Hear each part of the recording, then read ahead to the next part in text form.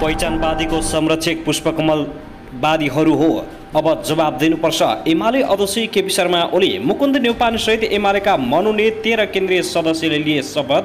राष्ट्रिय सभा बैठक सम्भावित विपद जोखिम व्यवस्थापनको तयारी थाल्न माग। राष्ट्रिय स्वतन्त्र पार्टीका सभापति रवि लामिछाने संसदबाटै कुर्लिए। रागो र भैँसीको कुरा गरेर पाउने भनेको गोबर मात्रै हो, अनावश्यक कुरा गर्नु छैन। हर्क साम्पाङले आफ्नो नगरपालिकाको लेटर प्याडबाट कोशी प्रदेश हटाए।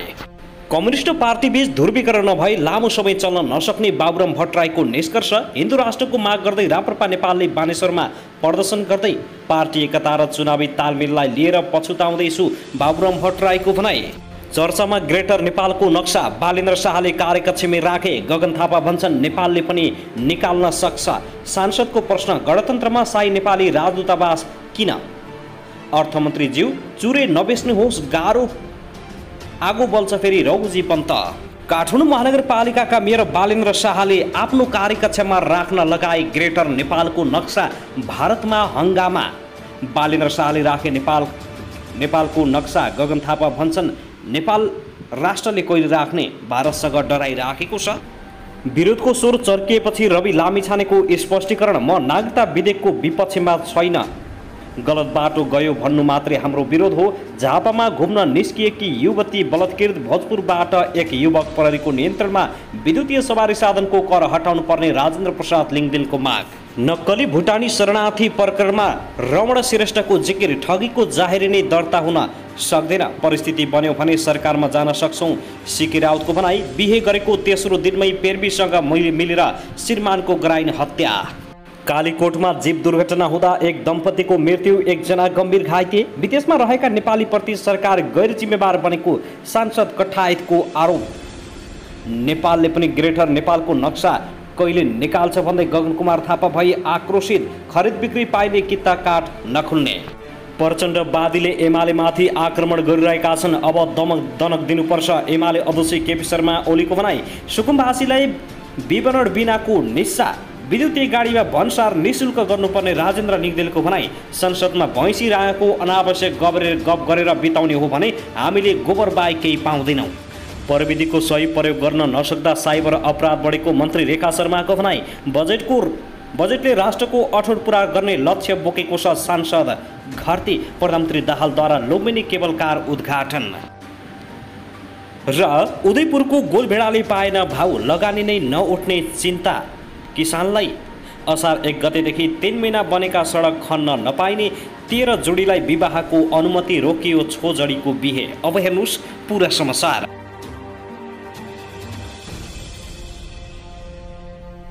दर्शक महानुभाव नमस्कार, तपाईँलाई हार्दिक स्वागत छ हाम्रो च्यानल त्रिशुली खबर ट्युबमा। यदि हाम्रो च्यानललाई अहिलेसम्म सब्सक्राइब गर्नुभएको छैन भने सब्सक्राइब गरी नजिक रहेको बेल आइकन दबाई हामीसँग जोडिनुहोला। दर्शकले सदा झै आज पनि हामी तपाईँहरूमाझ देशभरका विभिन्न समाचारका साथ उपस्थित भइसकेका छौँ। यो भिडियोलाई अन्तिमसम्म हेरी हामी साथ दिनुहोला। दर्शक महानुभाव, हाम्रो मेहनतको लागि एउटा सानो लाइक गर्न भने नभुल्नुहोला। कहाँदेखि हेर्दै हुनुहुन्छ, के भन्न चाहनुहुन्छ, तपाईँको मनमा प्रतिक्रिया कमेन्ट बक्समा छोड्न नभुल्नुहोला। दर्शकबिर, के तपाईँ हाम्रो च्यानलमा नियमित श्रोता हुनुहुन्छ? यदि नियमित हुनुहुन्छ भने तल कमेन्ट बक्समा नियमित अथवा रेगुलर लेख्नुहोस्। यदि नयाँ हुनुहुन्छ भने सब्सक्राइब गर्न नभुल्नुहोस्, ताकि नयाँ अपडेटका साथ हामी तपाईँहरूमाझ हरपल उपस्थित भइराख्नेछौँ। हाम्रा समाचारहरू तपाईँहरूलाई जे जस्तो लागिरहेका छन् त्यस्तै प्रतिक्रिया छोड्न नभुल्नुहोला। दर्शक महानुभाव, आउनुहोस् आजको पहिलो खबरतर्फ लागौँ। कटारे नगरपालिका 11 का कृषक पुष्पराज खड्काले 20 क्विन्टल भन्दा बढी गोलभेडा उत्पादन गरेका छन्। उनले मात्र होइन, यो ओडाका 150 परिवारले सोही हाराहारीमा गोलभेडा उत्पादन गरेका छन्। तर गोलभेडा बिक्री गर्न भने कृषकलाई हम्मे परेको छ। बिक्री भए पनि उनीहरूले उचित मूल्य पाउन सकेका छैनन्। ओडा अध्यक्ष अनन्त हायुका अनुसार ओडामा 400 रोपनी भन्दा बढी जग्गामा खुला रूपमा र 400 रोपनी जतिमा टनेलमा गोलभेडा उत्पादन गरिएको छ। उक्त ओडामा मात्रै यस वर्ष 50 टन भन्दा बढी गोलभेडा उत्पादन भएको गोलभेडा सङ्कलन केन्द्रका नुजराज कार्कीले जानकारी दिएका छन्। उत्पादन पर्याप्त मात्रामा भएको छ, तर कृषकले चाहेको जस्तो मूल्य पाएका छैनन्। उनले भने हामीसँग चिस्यान केन्द्र पनि छैन, भण्डारण गरेर राख्न सक्ने अवस्था पनि छैन। कार्कीका अनुसार केन्द्रले जस्ताको छानो भएको भवनमा गोलबेडा सङ्कलन गर्ने गरेको छ। चिस्यान केन्द्र नहुँदा गोलबेडा भण्डारण गरेर राख्ने र पछि उचित मूल्य पाएपछि बिक्री गर्ने अवस्था छैन। तर भारतबाट आएका गोलबेडाहरू भने कुन्टलका कुन्टल नेपाल सरकारले खरिद गरेको भन्दै आपत्ति जनाएका छन्। स्वदेशी सामानको उपभोग नगर्दा कृषकहरू घाटामा परेका छन् भने विदेशी सामानहरू नेपालमा भित्रिनाले नेपालका कृषकहरू थप मारमा परेको बताइएको छ।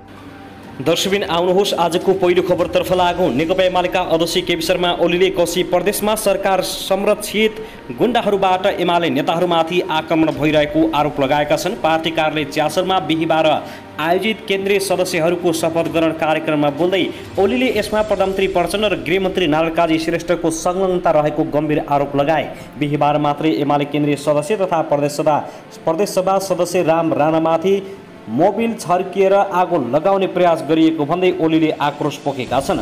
पहिचानका नाममा हत्यासम्मको प्रयास भइरहेको छ। यस कुरामा हाम्रो पार्टी कुनै हालतमा डराउँदैन झुक्दैन। ओलीले भने नेपाललाई जातिका नाममा दङ्गा फसाद गराउने किराँत प्रदेश राख्न खोजिएको किन रहेछ भन्ने बुझिएन र नराख्दा यस्तो छ, राख्ने हो भने के हुन्छ? गैर किराँत बस्न पनि नपाउने अवस्था बन्ने रहेछ नि।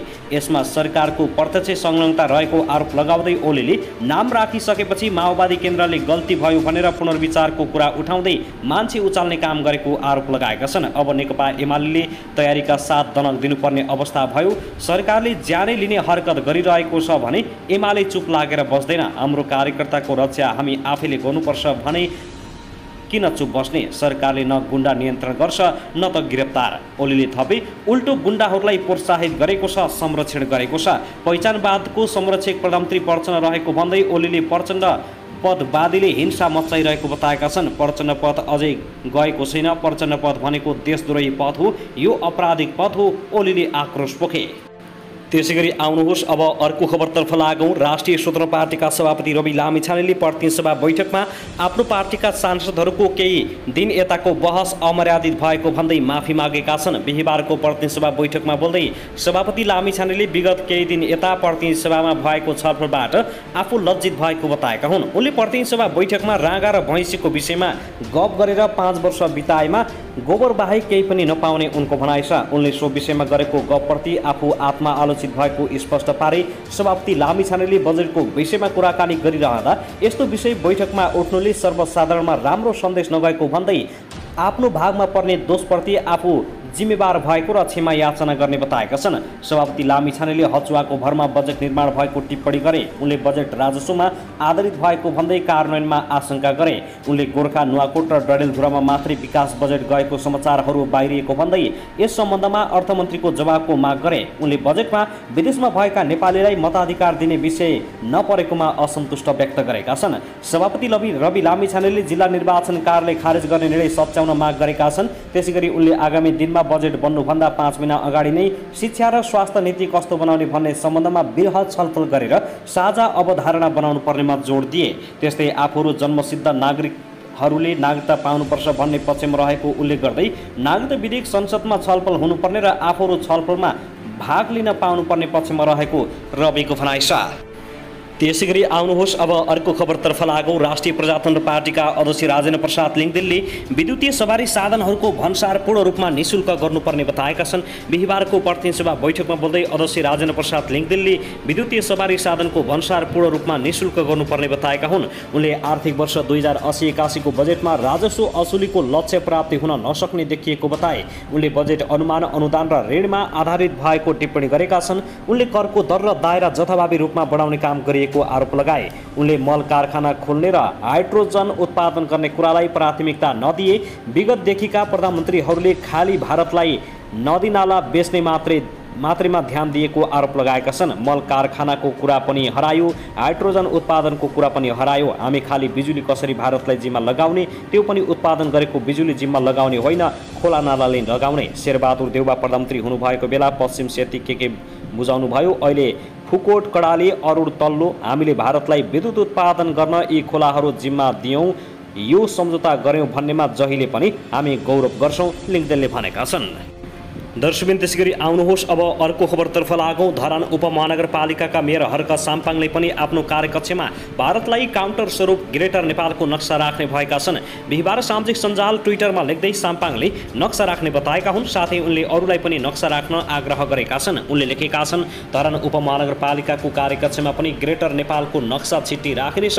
तपाईहरू पनि आफ्नो घर कार्यालय सामाजिक सञ्जालतिर यो नक्सा राख्नुहोस्। आजै काठमाडौँ महानगरपालिकाका मेयर बालेन्द्र शाहले भारतले नेपाली भूमि समेटेर हालै जारी गरेको अखण्ड भारत नामक नक्साको विरोध स्वरूप आफ्नो कार्यकक्षमा ग्रेटर नेपालको नक्सा राखेका थिए। ग्रेटर नेपाल नक्सामा पूर्वमा टिस्टादेखि पश्चिममा सतलसम्मको भूमि समावेश गरिएको छ। भारतको हालै नवउद्घाटित संसद भवनमा नेपालको भूभाग लुम्बिनी र कपिलवस्तु समावेश गरेर नयाँ नक्सा राखिएको छ। भारतको यस कदमको अहिले नेपालमा व्यापक विरोध भइरहेको छ, तर शीर्ष नेताहरू चुप छन्। दर्शक महानुभाव, त्यसैगरी आउनुहोस् अब अर्को खबरतर्फ लागौँ। नेपाली काङ्ग्रेसका महामन्त्री गगन थापाले नेपालले पनि आफ्नो सांस्कृतिक नक्सा जारी गरी हक खोज्नुपर्ने बताएका छन्। विराटनगर विमानस्थलमा आज पत्रकारहरूसँग कुरा गर्दै उनले भारतले सांस्कृतिक नक्सा जारी गर्न सक्छ भने नेपालले पनि सांस्कृतिक र भौगोलिक नक्सा जारी गर्नुपर्ने उनको भनाइ छ। अब यो अवसरमा उनले लिम्पियाधुरा, कालापानी र लिपुलेखमाथि नेपालको अधिकार भएको र कसैले खोसेर लैजान नसक्ने स्पष्ट पारे। उनले काङ्ग्रेस पार्टीभित्र परिवर्तनको चाहना अभिव्यक्त गर्ने मुख्य थलो आगामी भदौमा हुन लागेको नीति अधिवेशन हुने बताएका छन्। उनले नीति महाधिवेशनले पार्टीका केही निर्णयबारेमा पुनर्विचार गर्न र पार्टीलाई ठिक ठाउँमा उभ्याउने दूरगामी निर्णय लिनेमा विश्वास व्यक्त गरे। उनले वर्तमान सरकारलाई जनतामा अनुभूति हुने गरी काम गर्न सुझाव दिए। महामन्त्री थापाले काङ्ग्रेसले वर्तमान गठबन्धन सरकार बदल्ने सम्बन्धमा कुनै विकल्प नसोचेको प्रश्न पारेका छन्। दर्शकबिन, त्यसैगरी आउनुहोस् अब अर्को खबरतर्फ लागौँ। 12 मा 14 दिन पुगेको छोराको हत्या गरी फरार अभियुक्त बिहिबार काठमाडौँको चन्द्रगिरीबाट पक्राउ परेका छन्। काठमाडौँ उपत्यका अपराध अनुसन्धान कार्यालयका प्रहरी उपरीक्षक रविन्द्र रेग्मीका अनुसार 12 को देउताल गाउँपालिका 4 तिप्राडी टोल बस्ने नूर आलम अन्सारी जेठ 14 गते बेलुकी नवजात शिशुको हत्या गरी फरार रहेका थिए। काठमाडौँ उपत्यका अपराध अनुसन्धान कार्यालयबाट खोज तलासमा खटिएको प्रहरी टोलीले उनलाई मंगलबार राति चन्द्रगिरी नगरपालिका 15 ढुङ्गे अड्डा पिपल बोर्डबाट पक्राउ गरेको हो। अन्सारलाई अनुसन्धान तथा कारबाहीका लागि जिल्ला प्रहरी कार्यालय 12 मा पठाइएको रेग्मीले जानकारी दिए। साथै आउनुहोस् अब अर्को खबरतर्फ लागौँ। काठमाडौँ महानगरपालिकाले माध्यमिक शिक्षा परीक्षा कक्षा 10 को नतिजा आउनु अघि विद्यार्थी भर्ना नगर्न परिपत्र जारी गरेको छ। महानगरका शिक्षा विभागका प्रमुख सीताराम कोइरालाले बुधबार विज्ञप्ति निकालेर परिपत्र जारी गरेका हुन्। 2080 शैक्षिक सत्रका लागि केही विद्यालयले कक्षा 11 को भर्ना खुलाएको भन्ने उजुरी प्राप्त भएको भन्दै त्यसो नगर्न भनिएको छ। काठमाडौँ महानगरपालिकाभित्र सञ्चालित केही विद्यालयले शैक्षिक सत्र 2080 का लागि कक्षा 11 मा भर्ना गर्न सूचना प्रकाशन गरेको भन्ने उजुरीका सम्बन्धमा यस विभागको ध्यान आकर्षण भएको छ। माध्यमिक शिक्षा परीक्षा कक्षा 10 को नतिजा प्रकाशन नभएसम्म विद्यार्थी भर्ना सम्बन्धी कुनै पनि प्रक्रिया नगर्नु हुन सूचित गरिन्छ, उक्त कुरा भनिएको छ। साथै आउनुहोस् अब अर्को खबरतर्फ लागौँ। नागरिक उन्मुक्ति पार्टीका संरक्षक रेशम चौधरीले आफूले काठमाडौँको सरकारी स्कुलमा समेत छोराको फी तिर्न नसकेको बताएका छन्। नवलपरासी जिल्ला समितिद्वारा आयोजित कार्यक्रमलाई सम्बोधन गर्दै उनले आफू जेलमा रहेको अवस्थामा सरकारी स्कुलमा समेत छोराको फी तिर्न नसक्दा धरधरी रोएको बताए। काठमाडौँको सरकारी स्कुलमा शुल्क तिर्न नसकेर म धरधरी रोएको थिएँ। मेरो छोराले झन्डै स्कुल छोड्नु परेको, तर कसैसँग भिख मागिन सङ्घर्ष गरेँ। टिकापुर घटनामा तिनै तहको अदालतले दोषी करार गरेका चौधरीले गत जेठ 15 गते गणतन्त्र दिवसका दिन माफी पाएका हुन्। उनको आम माफी विरुद्ध टिकापुर घटनामा मारिएका प्रहरी निरीक्षक केशव बोहराकी श्रीमती शारदा कडायतले सर्वोच्च अदालतमा रिट दायर गरेकी छिन्। उनको रिटमा सर्वोच्चले अल्पकालीन अन्तरिम आदेश जारी गरिसकेको छ। साथै आउनुहोस् अब अचम्मको खबरतर्फ लागौँ। उडिरहेको जहाजभित्र चुरोट सेवन गर्ने एकजना पक्राउ परेका छन्। दक्षिण कोरियाको सियोलबाट काठमाडौँका लागि उडेको कोरियन एयरको 695 नम्बरको उडानबाट आएका झापाका सुभाष पुरी पक्राउ परेका हुन्। त्रिभुवन अन्तर्राष्ट्रिय विमानस्थल ओर्लिने बित्तिकै पुरीलाई विमानस्थल प्रहरीले नियन्त्रणमा लिएको थियो। पुरीले उडिरहेको जहाजको टोयलेटमा चुरोट सेवन गरेका थिए। चुरोट सेवन गरेको पाइएपछि पाइलटले काठमाडौँमा रहेको एयर ट्राफिक कन्ट्रोल एटिसीलाई खबर गरेका थिए। एटिसीले लगत्तै विमानस्थल प्रहरीलाई खबर गरेको थियो। प्रहरीले विमान अवतरण नहुँदै नियन्त्रणका लागि तयारी अवस्थामा रहेको स्रोतले जनाएको छ। घटनाबारे प्रहरीले थप अनुसन्धान गरिरहेको छ। साथै आउनुहोस् अब अर्को खबरतर्फ लागौँ। जल तथा मौसम विभाग विभाग मौसम पूर्वानुमान महाशाखाले काठमाडौँ उपत्यकासहित देशका अधिकांश भूभागमा अझै केही दिन गर्मी बढ्ने बताएको छ। पश्चिमी न्यून चापिए प्रणाली सक्रिय नभएकाले तत्काल पानी पर्ने सम्भावना नरहेकाले अझै केही दिन गर्मी बढ्ने भएको हो। मौसमविद बिनु महर्जनका अनुसार यसपालि मनसुन केही ढुला हुने देखिएको छ। सामान्यतया जुन 13 देखि नेपालमा मनसुन वितरण छ, तर यसपालि केही ढिला हुने सम्भावना छ। मनसुन सक्रिय नभएकाले पनि गर्मी बढेको हो। महाशाखाले विशेष बुलेटिन जारी गर्दै आगामी केही दिनसम्मको तराईका धेरैजसो भूभागहरूमा अधिकतम र न्यूनतमका तापक्रम क्रमिक रूपमा बढ्ने बताएको छ। तराई भूभागहरूमा आगामी 5 दिनसम्म तातो हावा तथा लूको सम्भावना यथावत रहने देखिएकाले सोबाट बच्न आवश्यक सतर्कता अपनाउन महाशाखाले अनुरोध गरेको छ। साथै आउनुहोस् अब अर्को खबरतर्फ लागौँ। प्रधानमन्त्री पुष्पकमल दाहालले भारतको नयाँ संसद भवनमा नेपालको भूमि समेत सामेल गरिएको नक्साबारे आफूले कुरा नउठाएको भन्ने कुरा साँचो नभएको बताएका छन्।